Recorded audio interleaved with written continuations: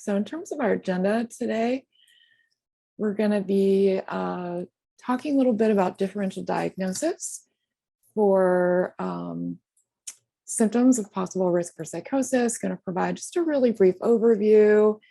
Some of the kinds of differentials we'll talk about are OCD, social anxiety, trauma, autism spectrum, substance use disorder, normative cultural beliefs. These are all things that come up pretty frequently as questions, but also encourage you guys to ask questions either by unmuting yourself and just speaking them or sticking them in the chat. We'll keep an eye on those. We'll share a little bit of information about some of our research studies at BIDMC, and we'll have some time for consultation. We're going to talk about a case example of Mike, who has a 16-year-old cisgender male, has a long history of social challenges. He gets along poorly with peers and teachers, tends to be really rigid about what's right and what's wrong. In the last 3 months, his self-care has declined. He's been having difficulty keeping up with schoolwork. He's been telling his mother that he's having bad thoughts and images. He worries his neighbors can see his thoughts.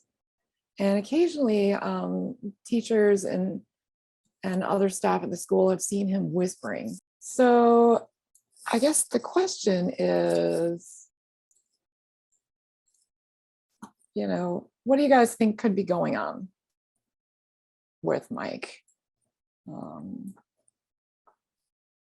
are some of the questions that you have? Feel free to just kind of type them in the chat or mention them.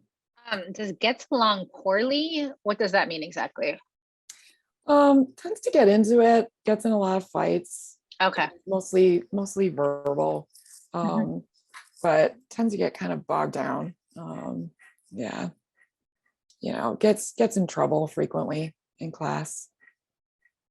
He gets pretty bogged down about like what's right and wrong, and kind of talk back to teachers, winds up getting disciplined quite a bit. Does this sound familiar? Somebody you guys might see in your schools or in your lives? What might be some of the questions that you have about this? What do they mean by the bad thoughts? Yeah, great question. So, is he feeling guilty about kind of normal adolescent urges and ideas and labeling them as bad? Is there some sort of, is he having violent thoughts? Is he confused about what's real and what's not real? What else?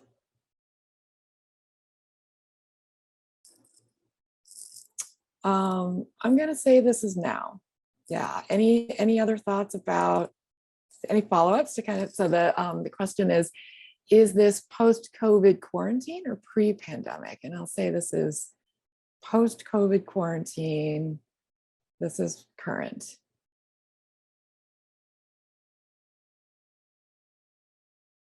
What might you think about post-COVID versus pre? I mean, I guess like for me specifically, like the scene whispering to himself, I just think that like the ways we interact with our internal world kind of shifted when we were in isolation or coming out of isolation. And so just wondering like what his social world was like for that year that he wasn't in school. I think it's just a shift that we have to think about now. Definitely. So a lot of folks have been really lonely. They've gotten used to talking to themselves. That's not necessarily a sign that someone's talking to voices or something like that. It could just be related to something else. Great questions. Anyone else have ideas or thoughts about, what could be going on with Mike, what you wonder about? Hey, sorry, Alvin here. Sorry, late to the game. On my way to pick up my kids. But thanks for general joining. thoughts.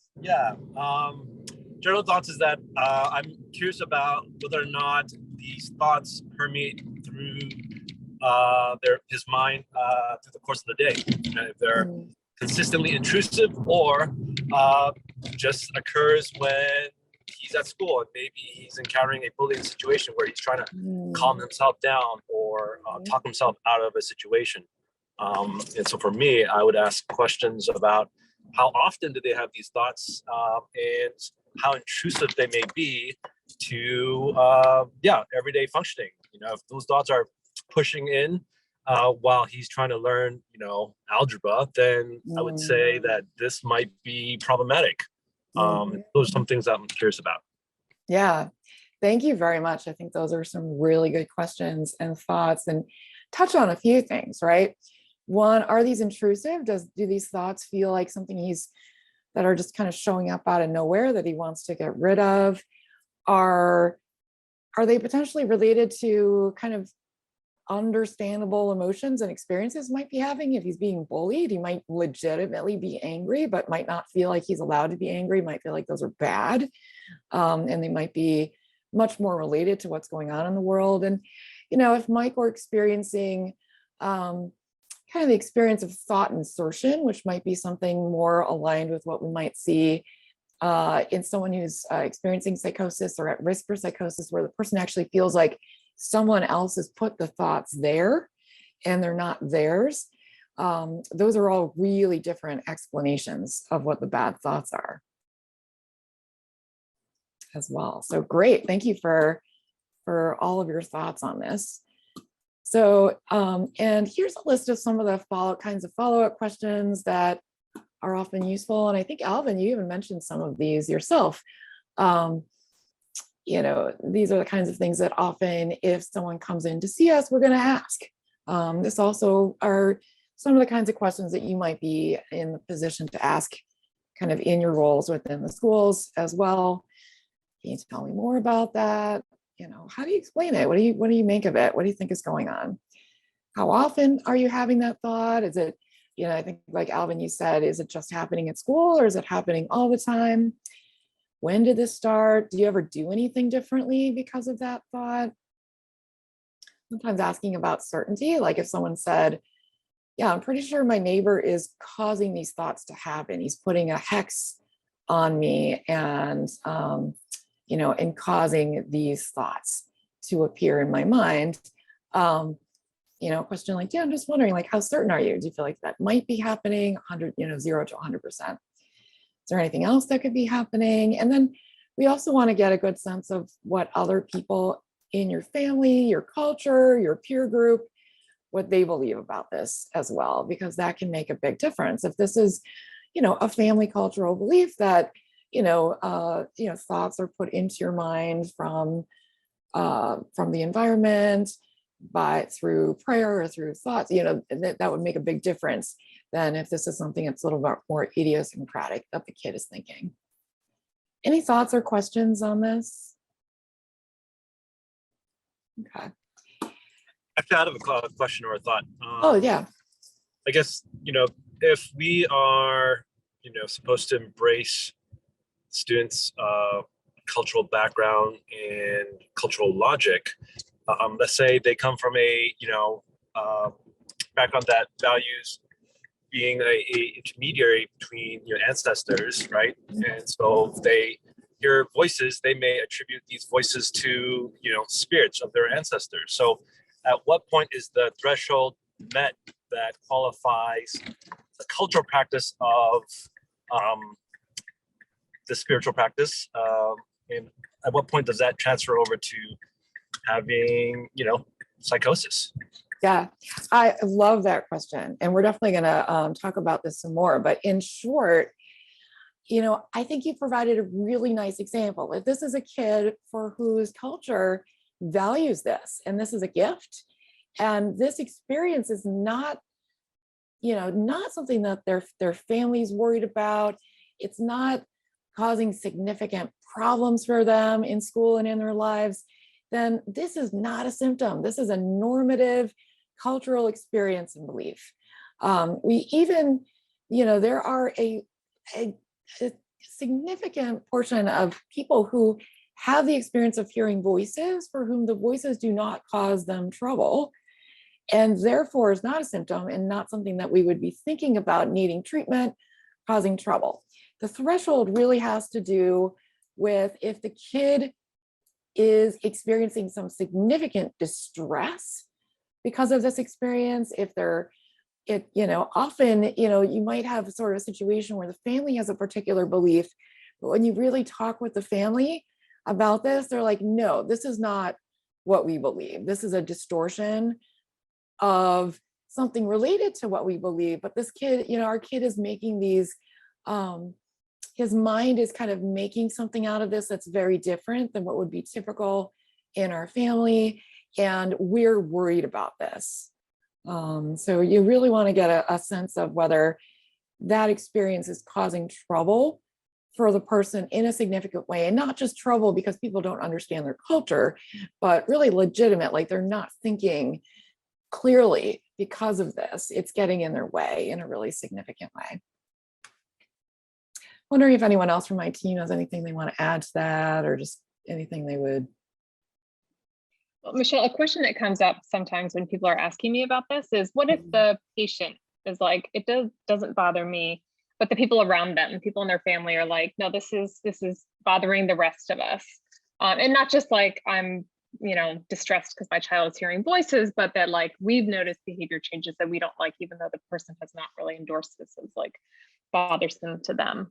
Yeah, Colette, that's a great additional, and that comes up as well. In a lot of cases, it is going to bother the kid, but in one case where this might sort of happen, where be often, especially if these kind of beliefs are kind of connected to mania, which would be also kind of a mood symptom where folks are feeling unusually confident, good, like they have special powers, and they might feel really confident and good while everyone around them is quite worried about them as well. So we're trying to get a sense of and in all likelihood, they're not functioning great, even if the person might feel like they're functioning great. But you're getting a sense of kind of the bigger picture for that person. And, there are some cases where the individual might not feel bothered by it, but there's enough of a sense of what they're doing and what's happening that's going to have some significant repercussions for them in the long run that can be concerning.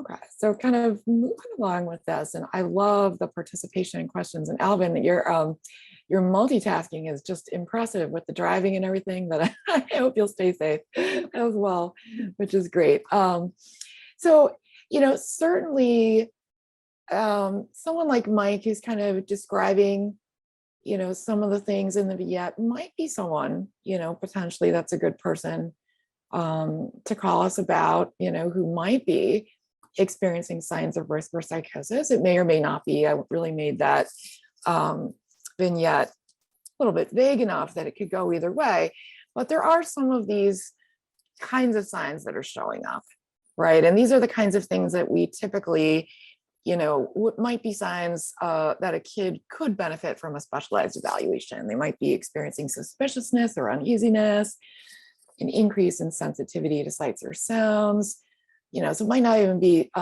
hallucinations, but even just feeling like sounds are different, feeling like things they're seeing are different or distorted, new intense beliefs, seeing, hearing, or sensing things other people don't, change in appearance, vague or unusual speech. And then we happen to know the person has a close relative with mental illness or psychosis that kind of raises our concern a little bit. So these are often some of the signs that we look for. But there's a lot of potentially tricky differentials, right? So, so just to kind of name a few that frequently come up, where we might be asking some additional questions to try to get a sense of whether these experiences might be related to risk for psychosis or whether it might be something else. These are some of the ones that come up the most often. So. I'm just going to go through them kind of one by one, and feel free to jump in with questions.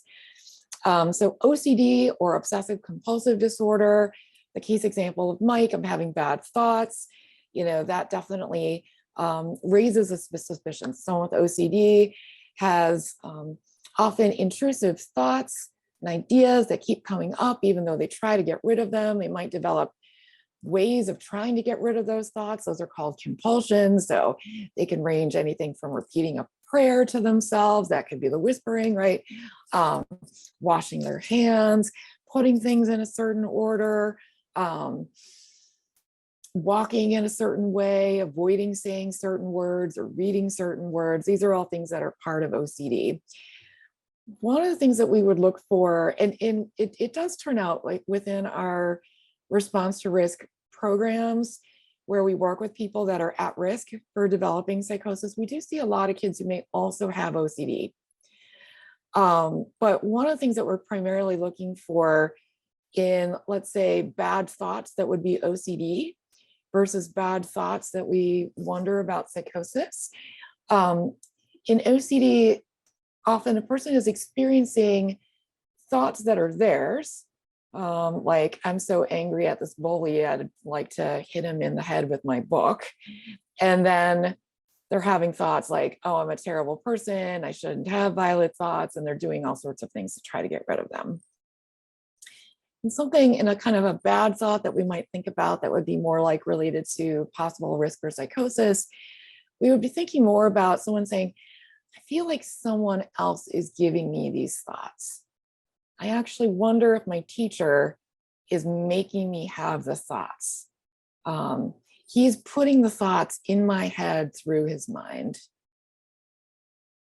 Now, folks who come into the response to risk research program often have some insight, meaning that they might say, I know this might not be true, but I often feel like my teacher might be putting them in my mind.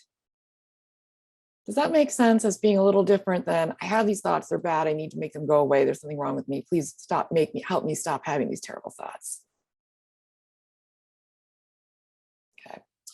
Second thing, I write late onset ADHD. That isn't an actual thing.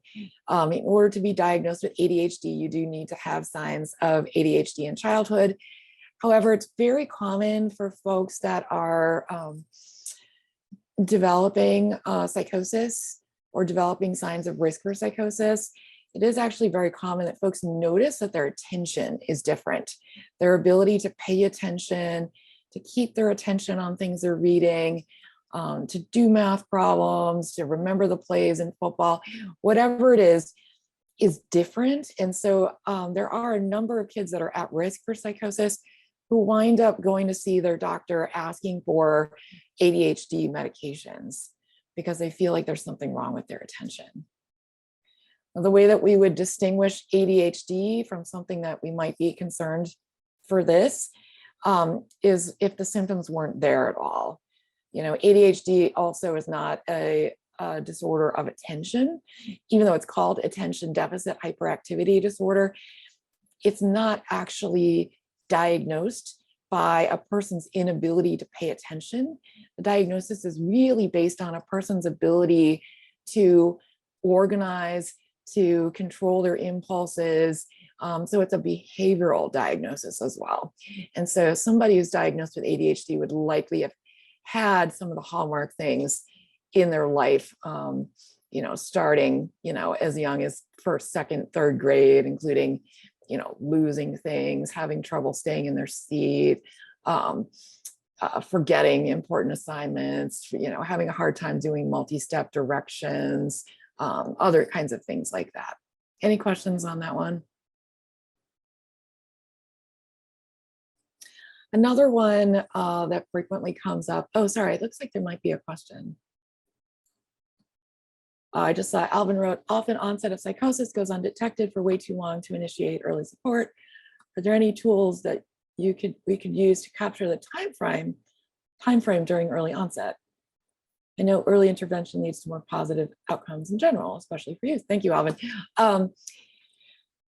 Maybe we'll get more into that in a little bit, but you know, that's part of why we do these kinds of programs. You know, that's why we really love talking with folks who work in schools, is we really want to connect with kids who are just starting to have symptoms and experiences, but for whom it's not clear what's going on, in order to try to connect around early intervention. So, you know, in our programs, by the time people call us, if they look up psychosis or something like that on the internet and find our programs, they've often been experiencing the symptoms for too long.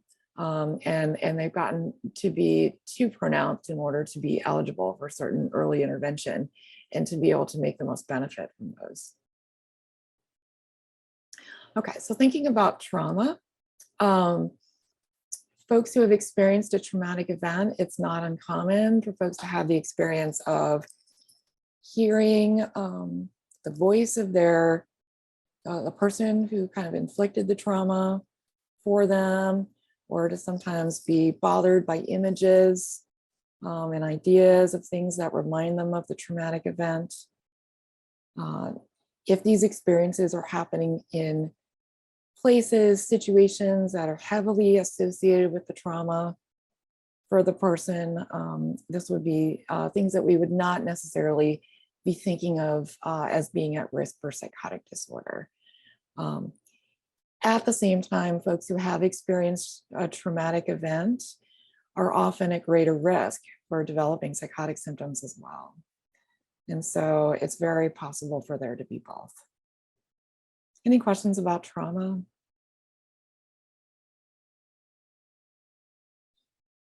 I know I'm running through a lot of things. Autism spectrum. I deliberately put in a few things into that case example of Mike that could potentially point to an undiagnosed autism spectrum condition that's going on. So there's the rigid beliefs, not getting along. We did see a kid in Cedar a few years ago who was evaluated in the context of having a sibling with a psychiatric condition, reported sometimes hearing voices when he was really angry. But when we kind of interviewed the family, we got a sense this kid had a long history of kind of being very different from the rest of the family socially, had a lot of interest and fascination with parts of toys and lining things up, used to act out scenes from comic books and would sort of talk to himself, acting out comic book scenes, tended to really get into it with other kids around things being right or wrong, and had a very rigid understanding about what is right and wrong. And in the end, we really, and it was sad because this kid actually wound up getting into a lot of sort of discipline trouble. He was someone who got suspended frequently and sent to the principal's office frequently. A lot of his kind of rigid misunderstandings of rules and situations were misread for this kid who happened to be very smart as being just deliberately sort of kind of disrespectful, and got him into trouble. And kind of in the end, this kid, we think did have some signs of risk for psychosis, and that, he had some voice hearing experiences, but really most of his challenges were related to an undiagnosed autism spectrum condition. For social anxiety, we think about the continuum between social anxiety and paranoia. Someone who's really socially anxious might say, I think everyone hates me. I can tell that everyone is saying negative things about me, and everybody's looking at me, and they can tell that I'm ugly and there's something wrong with me, right? Someone who's paranoid may also feel that way, but might also feel like, and I actually think that there's a group of kids that wants to hurt me on purpose, and they might be poisoning my food, or they might be videotaping me so that they can put pictures of me up online to tell people how bad I am. Now, actually, as I was saying that last one, also realizing another differential is that there are kids that might be taking pictures of folks deliberately to say bad things about them online. And that would be, kind of a bullying situation as well. That's not even in my list. Anything folks would want to add to that, or questions?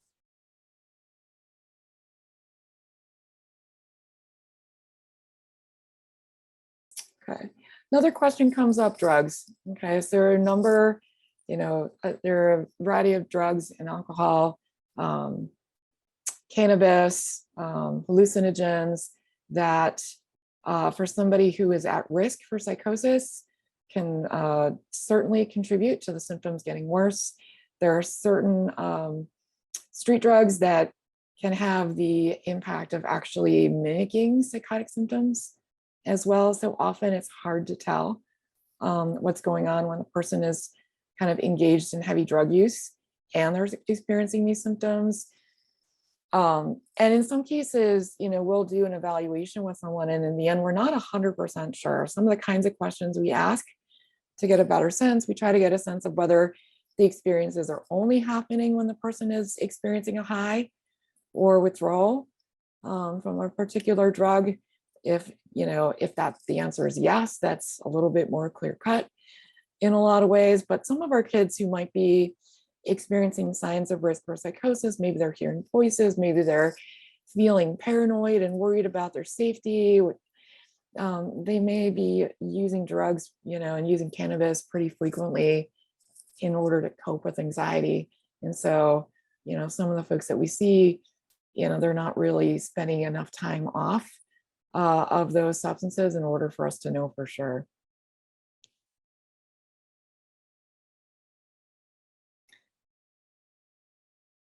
So then I think we already talked a little bit about non-pathological beliefs that are common in a person's culture.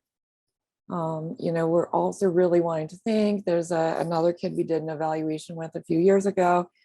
The entire family believed in ghosts. That was just part of their family culture and their belief. And, they believed in ghosts. They looked out for ghosts. They had conversations about ghosts.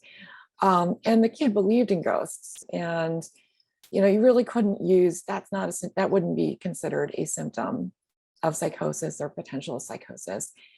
However, this kid was also hearing voices, and that was something the family said was not part of their family culture, and they were concerned about, and the kid was experiencing distress. And that part we thought about as potentially being a sign of risk for psychosis as well. And then finally, when folks call us, we're often determining whether the person has what we call an established psychotic disorder. So I think in my next slide, I kind of talk about, maybe not quite there.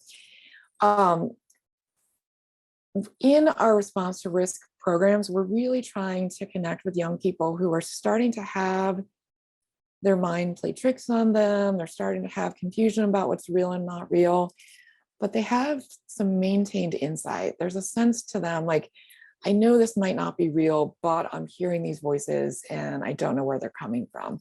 Or, I know this sounds weird, but it seems like my neighbor is putting thoughts in my head, or that my teacher is trying to poison me.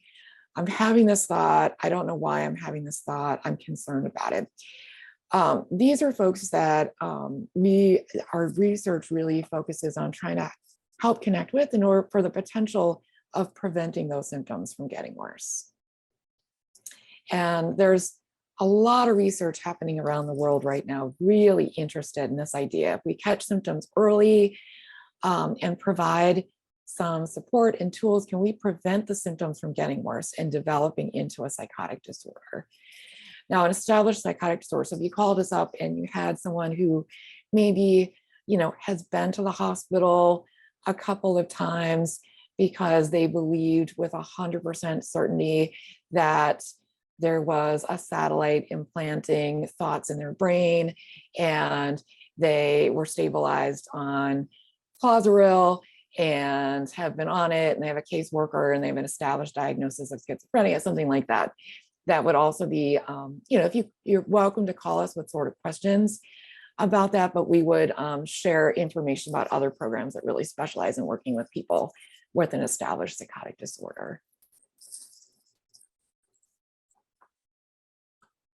Any questions, thoughts? Okay. When folks come in to the response to risk research program, we use a specialized assessment called the structured clinical interview for psychosis risk syndromes.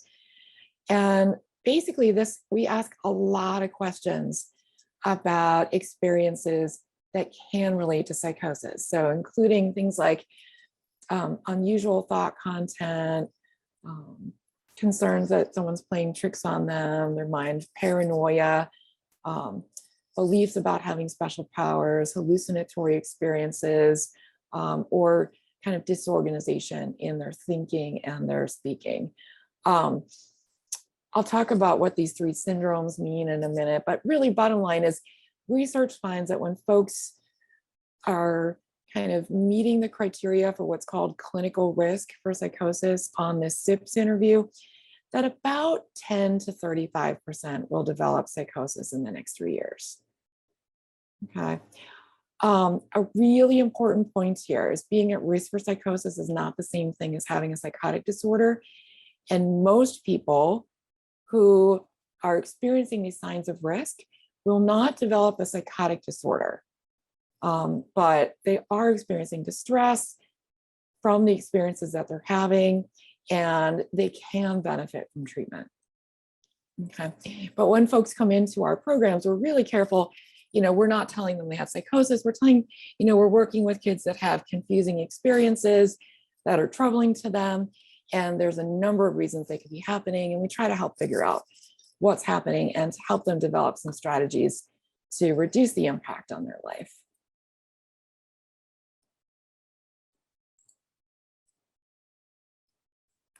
So here's some details about the three syndromes. I don't think I'm going to get into I'm not going to say a whole lot about this. The most common thing that we see in folks that come into response to risk are folks who are experiencing what we call attenuated psychotic symptoms, which basically means the person has their mind playing tricks on them. They're worried about themselves. They're worried they're losing, that they're losing their mind, or they're worried about what's happening, and they're confused about what's real and what's not real. But the symptoms haven't gotten so pronounced that they've lost sort of the sense of what's real and what's not real completely. We also work with kids that may have a family member who has psychosis and their functioning has gone way down. That's another category of risk. And those are folks who might not have any psychosis-like symptoms at all, but the family history kind of increases their risk as well. Okay, so I want to save some time for Celeste's person to talk about, but just here's some information about, we have a number of studies at the Response to Risk program right now that offer free treatment and evaluations. We have virtually no waiting list. Most people wait about a week or two to get an evaluation. If they seem to be eligible, feel free to give us a call if you have somebody in mind and you kind of want to talk with us about what's going on with them. And we can sort of help you sort out and think about whether one of these might be a good fit. And Alvin, thanks for your question. That says, would developing youth insight be a protective factor to address onset of psychosis? Yes, I really believe so. That's one of the kinds of skills that in these different programs we really work on, is helping a person to understand what's happening for them and develop a better sense of how to recognize what's real and what's not real, how to reduce the impact of those experiences on their daily life. And here's some more information. If you call us, so again, you can email us, response to risk, or call that 754 number. We might even have a new number at this point, I'm actually realizing. If that's true, Colette, feel free to stick that in the chat. We've been increasing our ability to do a remote versus office-placed phone system, so it's easier to reach us as well. Okay, so I'm going to turn off the recording.